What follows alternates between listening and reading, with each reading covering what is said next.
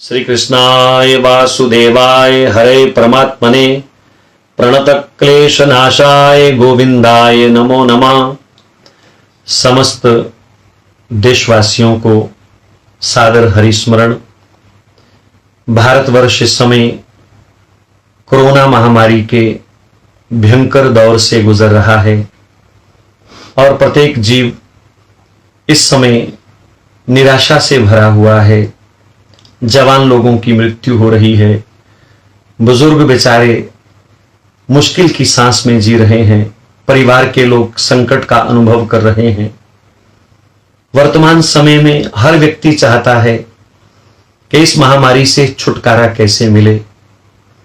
भारत सरकार अपनी तरफ से हर संभव प्रयास कर रही है, राज्य सरकारें अपनी तरफ से हर संभव प्रयास कर रही हैं, चिकित्सा अधिकारी डॉक्टर लोग अपनी तरफ से हर संभव प्रयास कर रहे हैं।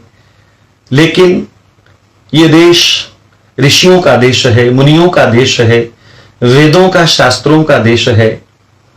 ऐसी महामारी के प्रकोप अनेकों बार इस धरती पर आए और उस समय भी हमारे ऋषियों ने इस प्रकार की महामारियों को जीता, जब वेंटिलेटर नहीं थे, जब आईसीयू बेड नहीं थे, जब ऑक्सीजन के सिलेंडर नहीं थे।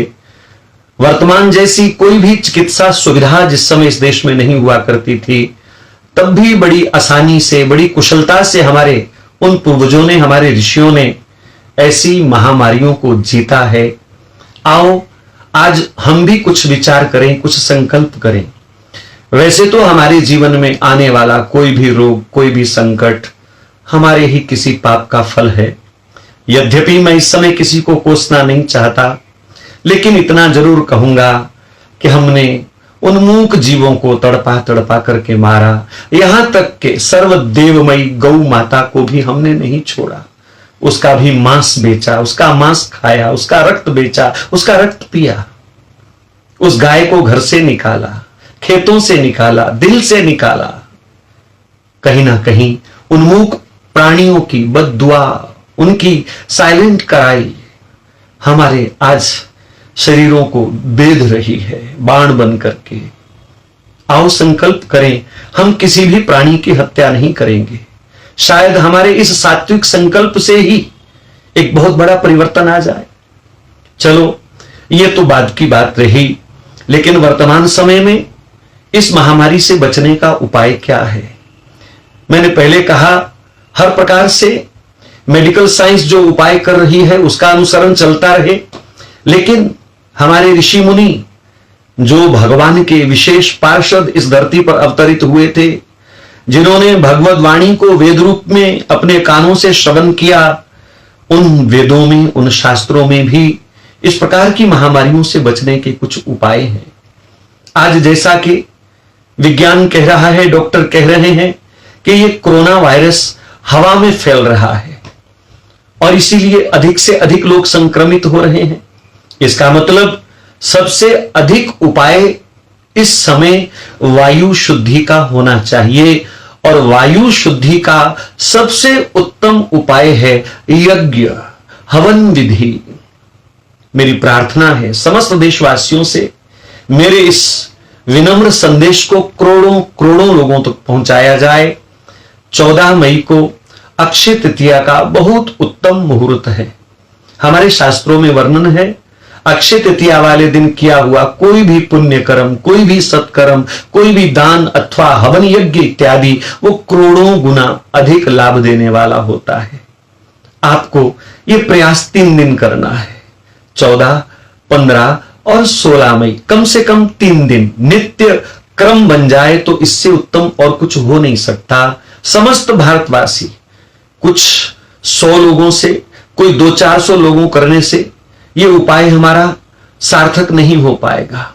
इस उपाय में सारे देश को जुड़ना होगा। वो किसी भी पंथ का, किसी भी धर्म का मानने वाला हो, उसे अगर यज्ञ नाम से नफरत है या यज्ञ शब्द से वो परहेज करता है अपने पंथ मजहब के कारण, तो मात्र एक वायु शुद्धि का एक प्रकल्प सामने लेकर के उस अनुष्ठान को, इस परोपकार के कार्य को वो करे। क्योंकि वर्तमान समय में जो इस यज्ञ को अनुष्ठान रूप में कर सकते हैं वो अनुष्ठान रूप में करें। बाकी जिनकी यज्ञ अनुष्ठान में रुचि नहीं है, दूसरे धर्मावलंबी मतावलंबी जो लोग हैं, वो इस कार्य को केवल और केवल परोपकार की भावना से वायु शुद्धि का एक कार्य मान करके करें। इस देश से जिनको प्यार है, मानवता से जिनको प्यार है, उनको ये उपाय करना ही होगा वायु शुद्धि का। तो 14 मई को प्रातःकाल 9 बजे कृपया अपने घर में जो भी उपलब्ध है, हवन कुंड हो, कोई लोहे की कढ़ाई हो, कोई लोहे का बर्तन हो, अथवा 2-4 ईंट रख करके जमीन पर उस पर मिट्टी बिछा करके वहां पर भी आप आम की लकड़ी रखें, अथवा भारतीय गौ माता, देसी गौ माता के गोबर का कंडा रखें, उसके ऊपर घृत लगा करके, घृत डाल करके, और प्रयास करें वो घृत भी भारतीय वेद लक्षणा गौ माता का हो। थोड़ा सा कपूर लगा करके उस अग्नि को आप प्रज्वलित करें। बाजार से कोई ना कोई हवन सामग्री आपको मिल जाएगी। उस हवन सामग्री में कुछ चीजें आपको और मिलानी है जो वायु शुद्धि के लिए आवश्यक है, वर्तमान महामारी से बचने के लिए आवश्यक है। आपको कुछ नीम के पत्ते लेने हैं जो उस सामग्री में आपको मिलाने हैं। आपको राई के दाने लेने हैं। आपको पीली सरसों लेनी है, उसमें मिलानी है, 2-2 चम्मच मिलाइए। आपको उसमें सेंधा नमक मिलाना है। आपको उसमें कुछ गूगल धूप जो मिलता है वो मिलाना है। इन सब वस्तुओं को मिला करके थोड़ी अजवाइन उसमें मिला दीजिए, थोड़े से लौंग उसमें मिला दीजिए, और उस सामग्री को भले चाहो तो कोई मंत्र बोल करके, भले चाहो तो ओम राष्ट्राय स्वाहा, इस राष्ट्र का भला हो, मेरी मानवता का भला हो, संपूर्ण मानव जाति का भला हो, मेरी भारत माता के वासी सुखी हो जाएं, इस भाव से केवल आप अपने किसी भी आराध्य को जिसको मानते हैं उसका स्मरण करके आप आहुति दे दीजिए। स्मरण रहे, प्रयास करें कि सामग्री को जलाया ना जाए बल्कि उसका धुआं निकाला जाए। यानी अग्नि जब शांत हो जाए, कोयला बन जाए गरम गरम, तो उसमें उस सामग्री को मिलाकर के खूब धुआं किया जाए। तो इस प्रयास से आप देखेंगे वायुमंडल पूरी तरह से शुद्ध हो जाएगा। हाँ, एक वस्तु और मिलाइए, उसमें काली मिर्च के कुछ दाने वो भी उसमें मिलाइएगा, क्योंकि हमारे धार्मिक प्रयोगों में भी कहीं कहीं काली मिर्च की आहुति का, दुर्गा सप्तशती में काली मिर्ची की आहुति का विधान बताया गया है।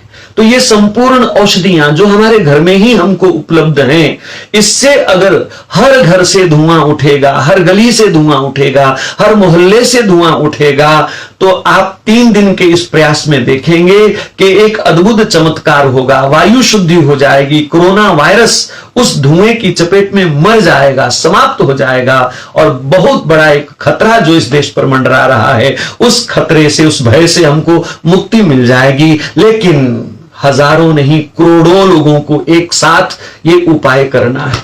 तो मेरा पुनः निवेदन है, जो मानवता से प्रेम करते हैं, जो इस देश से प्रेम करते हैं, जो इस महामारी से स्वयं बचना चाहते हैं, दूसरों को बचाना चाहते हैं, आप व्यक्तिगत मैसेज देकर के, संदेश देकर के लोगों से प्रार्थना करो, मेरे इस संदेश को हजारों लोगों को प्रेषित करो, और व्यक्तिगत फोन करके आपके अगल बगल कोई बैठा है छोटी सी पुड़िया में, ये सब सामग्री मिला करके उसको दीजिए कि 14, 15 और 16 मई को हमको ये छोटा सा देशभक्ति का कार्य करना है, मानवता के कल्याण का, परोपकार का कार्य करना है, क्योंकि हम ऋषियों के वंशज हैं। सर्वे भवन्तु सुखिना, सर्वे सन्तु निरामया, ये हमारा संकल्प है। सब सुखी हो, सब निरोगी हो।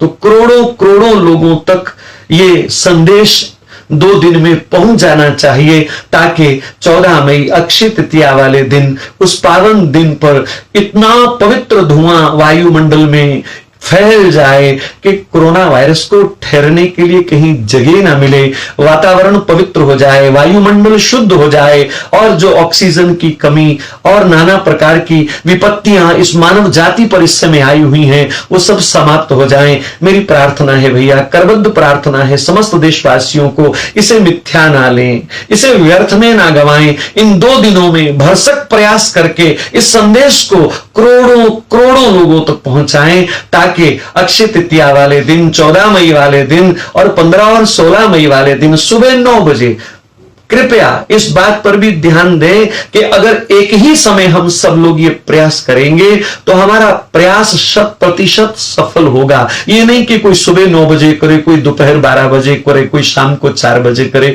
सबको ठीक घड़ी की सुई के अनुसार 9 बजे ये प्रयास करना है। तो इन सब सामग्रियों को आप अगले दिन कल परसों तक एकत्रित कर लीजिए और 14 तारीख का ये मानवता की भलाई का एक सुंदर प्रयास सब कीजिए। इन्हीं शब्दों के साथ आप सबको बहुत बहुत शुभकामना। सब सुखी रहो, सब निरोगी रहो। मेरे आराध्य भगवान की कृपा आप सब पर बनी रहे। जय श्री राधे, जय श्री कृष्ण। भारत माता की जय।